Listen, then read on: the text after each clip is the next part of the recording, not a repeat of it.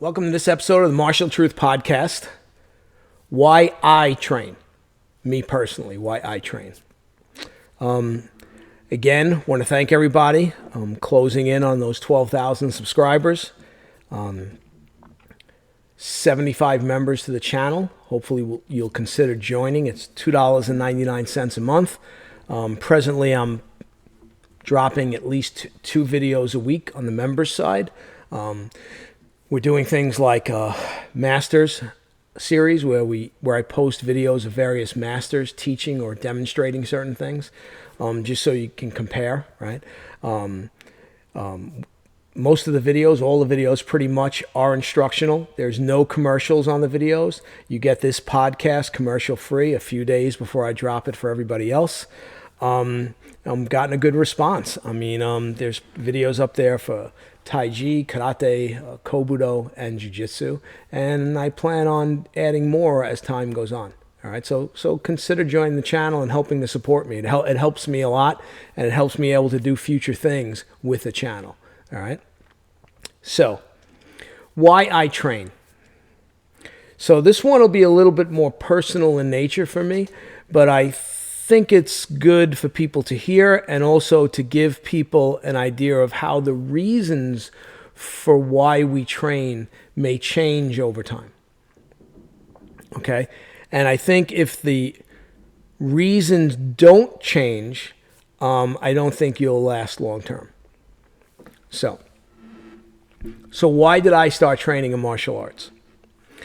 So I started training in martial arts when I was 15 years old. And what had happened was my parents were walking on the street right around the corner from where we lived, and a group of teenagers hit my mother in the head with an ice ball. It was snowing in New York, and my mother at the time had a very bad back and had other health issues. And needless to say, my father didn't appreciate it. When he confronted the group of teenagers, they decided to fight. And my father was fighting the group of them.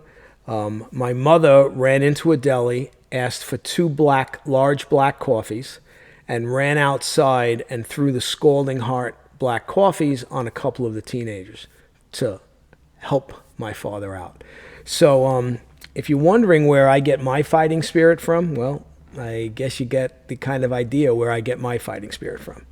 So needless to say, I happen to be at a YMCA, which is pretty far away, working out. And I hear over the loudspeaker in the YMCA, Michael Calandra, you have a phone call. I pick up the phone, it's my dad. My dad tells me what happened. He says, listen, on your way home, be careful. I don't know what these guys are planning, whatever. I said, okay. My parents filed a police report. Again, they're juveniles, they're under a certain age, so basically they get a slap on the wrist. The judge tells them, don't go near these people. If you do, there's going to be repercussions.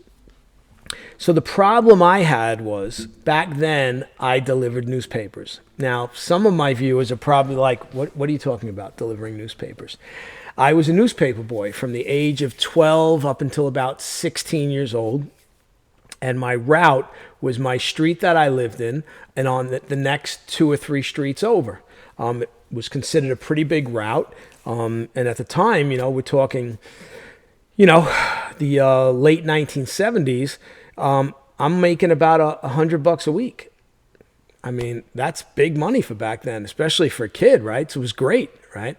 But the problem was the individuals that attacked my parents lived on those streets.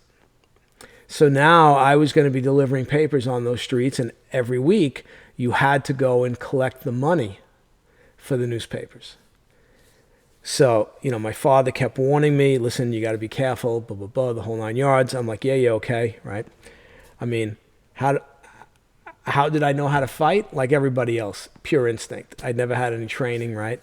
So what happens is I had started training in martial arts.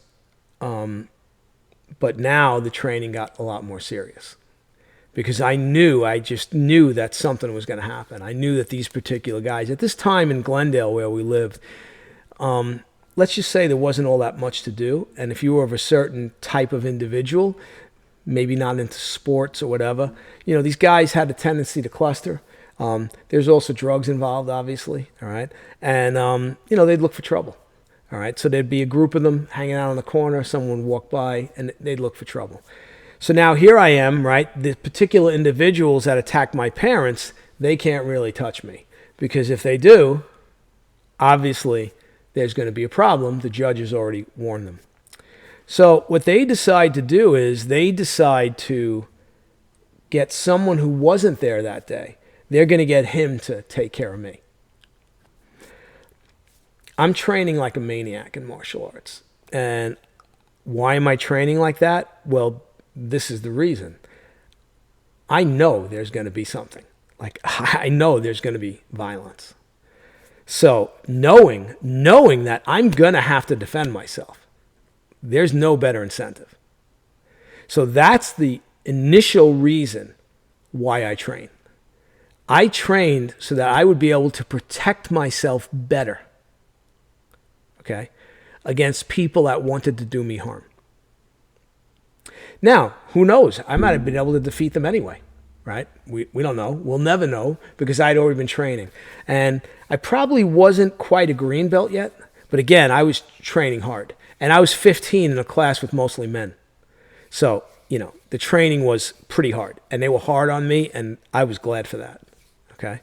And sure enough, the one day, the one guy comes up to me, approaches me, and basically, tells me he's going to kick my ass. And, my response is basically, I don't think so. And, if there was videotape of this incident, it'd probably be pretty funny. I think it'd be pretty funny. Back then, my first instructor would teach you mostly to step back and block. So as I blocked his first punch, he immediately threw the second one, and I'm basically stepping backwards, blocking his punches. He's not hitting me, but I'm not doing anything. Again, I'm a white belt. I don't know anything, right? Lucky for me, he trips and falls onto his knees. And then I hit him with a front kick. And after I hit him with that front kick, he wasn't too interested in continuing the fight. But, the whole thing was ridiculous, right? I mean, he wasn't really hurt. I wasn't hurt at all, right? And then, he said, well, you'll be seeing me again. And I was like, okay. I mean, I was all fired up. I was like, okay, right? So I keep delivering the newspapers. I keep going and picking up the money. The guys that can't touch me because they know they'll get in trouble, they're always threatening me. They're saying, oh, your day's coming. You're going to get yours. We can't touch your parents, but you're in big trouble. We're going to get you.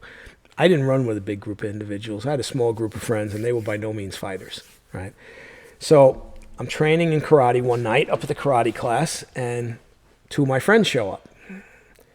I said, what's going on? They go, there's a whole group of guys waiting for you right around the corner from your house. They're gonna hurt you. It's a big group. I'm like, all right. So two of my people I trained with at the dojo, one was a black belt, one was a brown belt. One guy was older. The black belt was older. And then he says, what's going on? So I told him. He goes, all right, we'll come with you. I was literally afraid that this guy, this particular black belt, I was literally afraid that he would kill one of these kids. And I was like, no. I'll take care of it. Don't worry about it. I'm not worried about it. So I'm walking back to my house, and it was a pretty good walk from the YMCA. And two of them approach me, and they start threatening me. But they're not getting anywhere near me. And then when I went to cross the street, I told my two friends, I said, why don't you guys go across the street? They weren't fighters. I didn't want them to get hurt. And as I crossed the street and went past the side street, that's where they were all waiting. And there was a lot of people. There was probably, and I'm not exaggerating with this, there was probably 15 to 20 people. So I immediately am thinking, okay, I'm going to get my ass kicked. Like, this is not going to be well, right? And the same guy wants to fight me again. And now it's a lot more serious. But what they're yelling at me, why don't you kick him? And they're calling me all kinds of derogatory names. Why don't you kick him? Why don't you kick him, right? So now I'm like, okay, I can't kick him. But now, this is the second time. Now I know what to expect from him, right? And I take him apart. And, I got knocked to the ground one time. He wound up getting on top of me.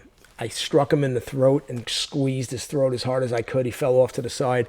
And we went at it for quite a while. And as we were fighting, other guys would be in my ear. I'm next. I'm next. I'm going to take you next. I'm next. And I'd be like, sure. As soon as I'm done with him, you're next, right? I'm like, I'm not going to show any fear, because if I show the slightest bit of fear, I'm going to have a bunch of them jump on me. So needless to say, I took the guy apart. I took him apart. Someone told me later that he had to stay home a couple of days. He was not in good shape. And I go home and I walk in the house, and my parents at this point had separated, right? And my mother's like, what happened? She sees my shirt's ripped.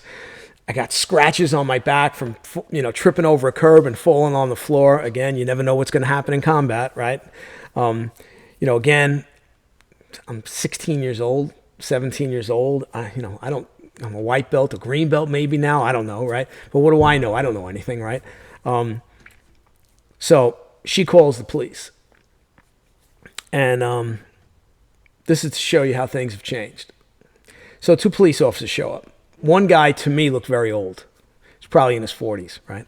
He shows up, and my mother tells him we have a police report against these guys. So the older cop says to me, are you afraid of these guys? I said, nope. He's, all right, let's go. Hop in a police car. He says, you know where they live? I said, yeah. So we drive around the block, and we go into the one house, and we go upstairs, and one of the guy's sister comes to the door and says, your brother home? Yeah, send him out. So he sends him out, and the older cop says to him, you got a problem with this guy? And he says, yeah. And the cop says, all right, let's go. We're going downstairs. The guy looks at him and says, what are you talking about? We're going downstairs. He says, well, you got a problem with him, right? He says, yeah.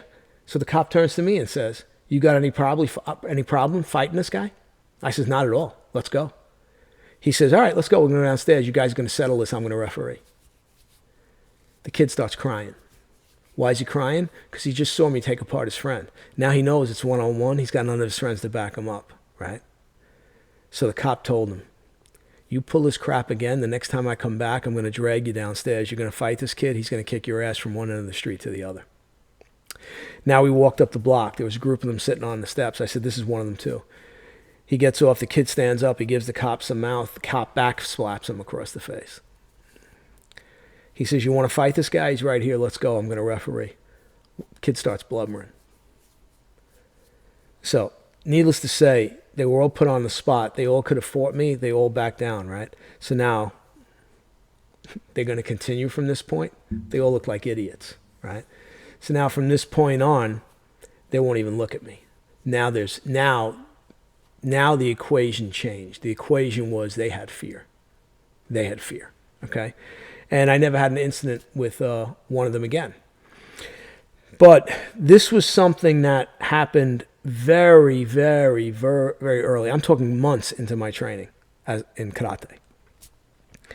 And it really drove home the importance to me of being able to fight for real. And at this point, I had no interest in being a police officer. So you need to understand, from a very young age, my whole focus was art. My degree is in art and advertising design. I was a working commercial artist for 7 years before I decided to become a police officer. I have, years ago, I was doing commission paintings where people were paying me to paint on various things. In the 70s, when I was in high school, I was one of the first guys to start painting the backs of denim jackets. I probably painted over 200 denim jackets, which I was getting paid pretty well for. As a high school student, I was doing okay, all right? So my focus was art. And then I got into martial arts, and, I really, right off the bat, had a true love for martial arts. I just was so into it, like the training, the whole idea, the morals, right? Although my first instructor, let's just say he lacked in the morals department, but the fitness, right? The history, it just all fascinated me. And, the good byproduct was I was learning a skill that I could use to defend myself. And as I got more and more into it, and I made black belt, I'm graduating college with my degree. I'm already working as a commercial artist. I was an art director for a teen newspaper that was distributed to all the high schools in New York City. So I was working as an art director as I was still getting my college degree. So, that looked like the track of my life. I was going to go to that. But then as I started talking to people in the field, there's no overtime. You're going to be putting in long hours. Like when I was on deadline, even at that teen newspaper, I was working long days. Okay. Luckily I was on an hourly rate then, but no overtime. I'm just getting that same hourly rate, right? So now I'm like, well, if I have to work all kinds of crazy hours, I'm not really going to get to train that much. It's not going to happen. I'd always toyed in the back of my mind. I'd always thought about becoming a police officer. And then I decided, well, what's the one thing where I can combine my love of martial arts that I can actually do at a job? And I thought law enforcement. Yeah, the military on occasion, they'll be engaged in hand-to-hand combat, but for the most part, they're shooting people, okay? If they're down to engaging in hand-to-hand combat, there's usually a problem. Unless they're doing something like snatching someone, that's a different story, okay? But even then, it's usually overwhelming force, multiple guys taking a guy down, securing him, getting him out of there, all right? Very little mano a mano, empty hand self-defense. I'm not saying there isn't any, but it's not like when I became a New York City Transit police officer. When I became a New York City Transit police officer, you worked alone in solo patrol. I rode the New York City subways from 8 at night to 4 in the morning, okay? And I worked in not good areas, where the highest crime areas in New York, all right? There were nights, and you don't have to believe me, but there were nights when I was getting into 3 fights.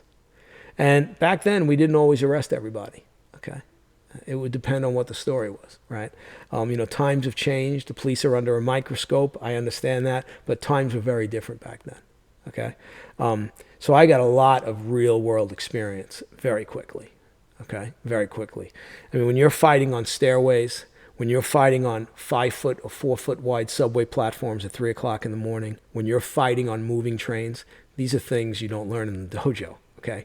So you better adapt. You better adapt your techniques real quick and figure it out, or you're not going to be around long, okay? So my initial training, that's what it was geared towards. It was purely fighting. I wasn't interested in sport fighting. I was interested in fighting and becoming very well versed in actual fighting. That's what I wanted. But then as I trained longer, I started doing some other arts. I went to Musa Shinrin-ryu Iaido. I started studying Japanese swordsmanship. That doesn't have a real combat component in modern times, but I just liked it. I liked it. I liked the formality of it. I liked the history of it. The Japanese sword has a certain mystic appeal, right? So now I'm not only training, like karate is still that hardcore being able to defend yourself, and to this day that's still important to me. But now I'm also seeing a different side of the martial arts. I'm seeing a side that's, wow, deep history and, fascinating, the use of the sword. So then I started studying Jodo, and now, again, Jodo was a police art in ancient Japan. So now I'm like, oh, this is kind of cool. If you're facing a samurai who you don't want to kill because he's worth a lot of money to his lord, how do I take him under control? Well, you defeat him with a 4-foot stick. And the 4-foot stick could either control the situation, and if you had to kill, you could still kill to defend yourself. So that was an appeal to me too with the martial art of Shindo Musuru Jodo. Okay, so I studied that. So I started looking at the martial arts from very, very different perspectives then. Started training in Sosui Shitsuru Jiu-Jitsu. Again, that became more, but I'm doing classical kata, which are, 350 years old at the time. And what I had to do was then I had to take the techniques in those classical kata where you're defending against techniques from 350 years ago, and now I've got to take those techniques. Well, how can I make them work in modern times? So that became another whole fascinating area of study for me. And, turned out that I did a lot of, mostly as a police officer, I did mostly joint locking techniques. All right. On occasion, some throws in combat, but that wasn't too often. Bunch of striking. I did have to strike a lot, no question, right? But I did do a lot of joint locking techniques because my function was to get the person in handcuffs usually, right? So So again, the study varied. So now I'm studying two arts where I'm looking at it from a hardcore fighting, being able to defend myself for real situation. And I'm starting in a couple of arts where it's really about the enjoyment of those arts, the enjoyment of the swordsmanship, the enjoyment of the Jodo, and just enjoying the physicality of it, the difference in how you use the different weapons. So what I discovered in doing that was that you can also have fun doing martial arts. And it should be fun. Even when we're talking about life and death things, there should be a fun component. It shouldn't always be so heavy, right? We should be able to do things that just bring us joy. Joy. All right? So I noticed then that now my reasons why I train began to change. Originally, it was only self-defense. Why? Because that was my need. That was a real need for me. But now, I'm okay. I'm not great. I'm not where I want to be. I'll never be where I want to be. But my proficiency in combat's pretty good. I'm doing okay against these criminals. Whether it be 1, 2, 3, or, guy tries to pull a weapon, I'm doing okay. I'm still here talking to you. Okay? And if you spoke to cops that work with me, they would tell you that, they saw me do things that they were shocked at, how I was able to take a guy out. And the standard, one of the funny things in my command was, I got on the scene of a situation where we had a violent criminal and nobody had made an attempt to arrest him yet. When I got there, a lot of the guys would take a step back. And they'd literally say to me, "You need us to hold anything?" Because they knew it would be easier for me to take him. I could go in, take him, get him in position, handcuff him, because I had a certain skill set. They didn't have that skill. And I had no problem with that. It was easier. It was easier for me. It was easier on the criminal, right? Less chance of one of my fellow officers getting hurt. But this was the reality of when I was working as a New York City Transit police officer. And later on, as a member of the NYPD, okay? So as I kept training, I got into Okinawan Kobudo, Mariyoshi Kobudo, and, I just loved it. I loved all the different weapons. It's like 10 or 12 different weapons. It's fantastic. The history was something. The teachers I was training with in Okinawa, Gakiya Sensei and Yogi Sensei, were fantastic. They were fun. I mean, when we were together, the training was hard, but there was always laughing and enjoyment and fun. I had a senior karate sensei say to me one time, "Why do you waste your time doing that Kobudo?" That's exactly what he said. I was on the phone with him. I said, well, how about 2 reasons? The first one being, it keeps me incredibly physically fit. You need to understand, when you're jumping around with all these different weapons and manipulating these weapons in many different ways, you're using all different muscles in the body. So it keeps you very physically fit. It's a fantastic martial art for fitness. Now, I train in it as though tomorrow I'm going to go out and fight with these weapons, even though probably not, although the way the world's going, you never know, right? But the other thing I told him was, I do it for fun. It's fun as hell. I love it. I have so much fun when I'm doing it. And recently a family joined my dojo, and they initially were doing karate, and they still are, but they decided to try the Kobudo. Oh my God. The first thing they said after class was like, oh my God, that was so much fun. So again, why I train. So now you see how it's gone through stages. Now I'm older, right? I told you I turned 60 recently. I mean, I'm still in really good shape. I'm still very fast. I have a lot of power. I can jump around. I can get very low, right? But, as I'm getting older, certain arts, right? I do it for fun and for my personal enjoyment. Kotori Shinto-ryu was an art I never in my life thought I would be able to train in, let alone become a black belt in. Never in my life. I've been training in it for 15 years, maybe a little longer now. I am a black belt in it. Every day I pinch myself. How did I get so lucky that I was able to train in this art? And, part of it was someone helping me out, Patrick McCarthy Sensei. I asked him if he would contact Sugino Sensei and make an introduction for me to come to the Sugino Dojo, which he did, and that started me on the path. And I've been with Sugino Sensei ever since. I love that art. I enjoy it so much. I'm never going to get to a high rank in that art because, I just can't go to Japan enough to train, or, I go once a year to train with Sensei in Canada, but I'm not worried about it. I enjoy it. I enjoy what I'm doing. If you want to learn it, I teach it, right? I have a group in New York. Jimmy Waller heads that. He runs that group in New York, and I love it. So you can see how why I train has changed throughout the years.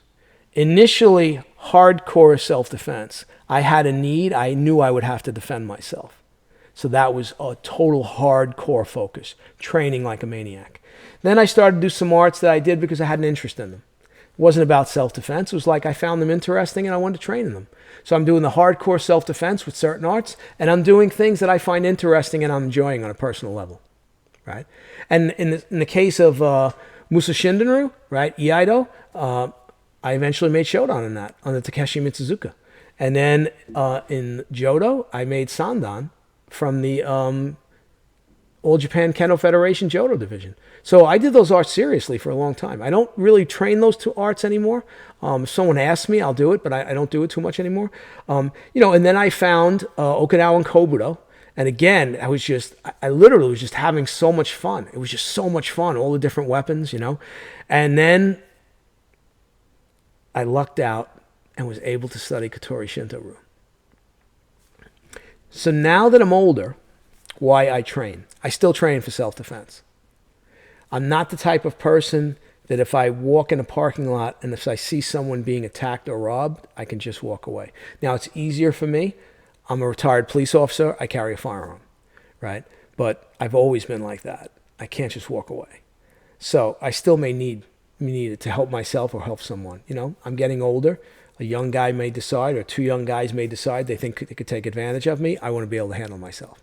It's funny. I had to actually train some of the teenagers in the dojo to actually try to punch me. I tell them to throw a punch at me hard, and their fist would go out here. Their fist would go over my head. Their fist would go over here. And I'd say, okay, I don't have some magical force field. You have to try to punch me in the face. Their response, what if I hit you? If you hit me, that's my problem. I want them trying to hit me because if I can't deal with it in the dojo, how am I going to deal with it out there? Now they try to take my head off, which is great. Okay, that's what I want. All right. But I also train for fitness. Fitness, health, right? Keeps me in shape. Can I get down in the positions, right? Can I kick a certain height? Sometimes in my Ishinru kata, which, everybody says in Ishinru, oh, you kick below the waist. Garbage. Shimabuku Sensei told me in Okinawa, he says, kick solar plexus height to stretch your leg and work your leg muscles more. And he says, Michael, if you're feeling good, kick to the head. Oh my God, sacrilege. But then he adds, but in a fight, kick low. Of course, but you can practice to be more fit, more physically fit. All right. So why I train has changed. So there's many reasons why I train. And you see how those reasons have changed throughout the years. But that first one of self-defense is always there. But then I added on to reasons why I train. And now a big reason is for my personal health. Okay. The old saying, if you don't have your health, you don't have anything. It's kind of true. I had a personal health scare a while back. Turned out everything was negative and everything was great. But, as you get older, these things are going to pop up. You got to keep a positive attitude, but it's important to remain physically fit. All right. And that's a lifestyle, which I'll talk about in a future podcast. All right. So those are the reasons I train. It's changed throughout the years. The most important thing and the most important reason I train is I absolutely love martial arts. I love the physical movement. Don't care less about the politics. Can't stand it. Don't pay any attention to it. Don't care what people say about me. Don't care. Okay? I love the movement. I love the history. I just love the fun of doing it. I really love it. All right? And hope you enjoy this one. Please consider becoming a member. Like I said, $2.99 a month. You get all kinds of instructional videos, self-defense, on all the different arts I do. application, bunkai videos, deep dives into like the Ishinru kata, showing you the different levels of Seisan. Yes, folks, there's different levels of kata. Not everything you were taught that basic way, that's not the end of the kata, that's the beginning. Then there's ways to elevate the movement in the kata. So consider becoming a member. It helps me out. It helps the channel out. I hope you enjoyed this one, and I'll see you next time. Thanks.